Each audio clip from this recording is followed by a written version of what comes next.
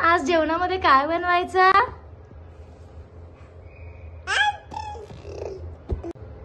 Sweet potato. ठीक आहे, चला तर बनवूया स्वीट पोटॅटो।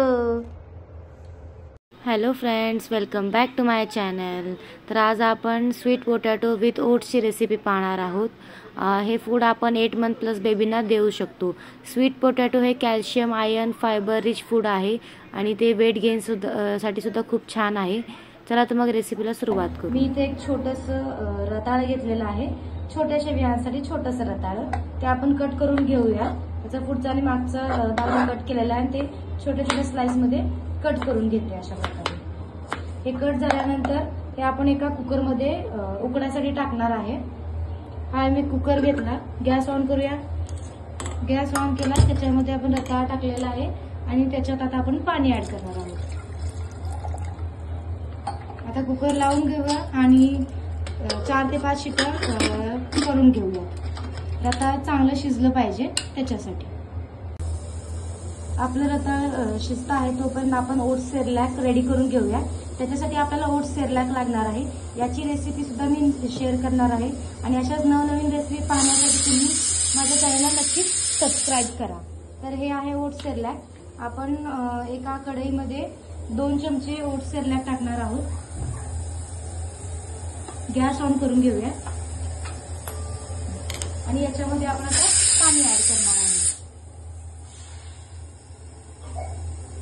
ओट्स चांगल्या पद्धतीने शिजेल एवढं पाणी ऍड करायचं आहे। हे आपण चांगलं हलवून घ्यायचंय कारण याच्यामध्ये जे त्याच्या गुठळ्या तयार नाही झालेल्या पाहिजे।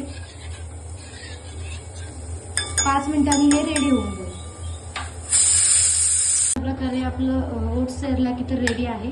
याची कन्सिस्टन्सी मी थोडीशी पातळच ठेवलेली आहे कारण की याच्यामध्ये आपण जेव्हा रताळा ऍड करून जाऊ ती घट्ट होऊन जाईल याच्यासाठी। मग आता काय करू, हे आपण एका बाउल मध्ये काढून घेऊया।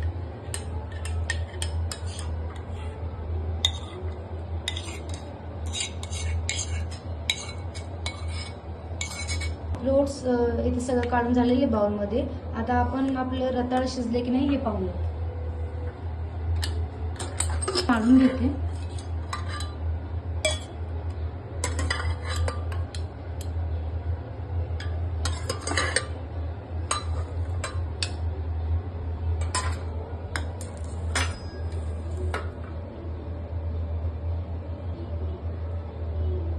रताळ चांगलं शिजलेलं आहे। आपण आता याची साल काढून घेऊया। रताळा इथं आपण साल काढून घेतलेला आहे। आता ते मी आल्याच्या किसणीने ओट्स मध्येच किसून घेणार आहे। तुम्हाला जर हवं असेल तर तुम्ही स्मॅशरने किंवा स्पूनने ते स्मॅश करून घेऊ शकता। पण विहानला त्याच्यात जे बारीक बारीक केसाचे मुळे असतात, त्याला काय म्हणतात मला माहित नाही, पण ते त्याला आवडत नाही खाण्यामध्ये आल्याला, त्याच्यासाठी मी ते किसणीने किसून घेते। याच्यासाठी काही फारसा वेळ लागत नाही, अगदी 1 मिनिटाचं काम आहे। इथे आपलं रताळ किसून झालेलं आहे आणि हे आपण डायरेक्टली ओट्स मध्ये किसलेलं आहे। आता हे चांगलं असं ओट्स मध्ये मिक्स करून घ्यायचंय आणि तुम्हाला जर तुमचं ओट्स असेल थोडंसं घट्ट असं वाटत असेल तर तुम्ही थोडंसं गरम पाणी ऍड केलं तरी पण चालेल, म्हणजे ते पातळ होऊन जाईल। कारण की लहान बाळांना एकदम सॉलिड स्टार्ट करताना फारसं घट्ट असं नाही द्यायचं, थोडंसं ते त्यात लिक्विड ठेवायलाच हवं। अशा पद्धतीने आपलं रताळ म्हणजे sweet potato plus oats ready आहे। रेसिपी आवडली असेल तर नक्कीच सबस्क्राईब करा। थँक्यू।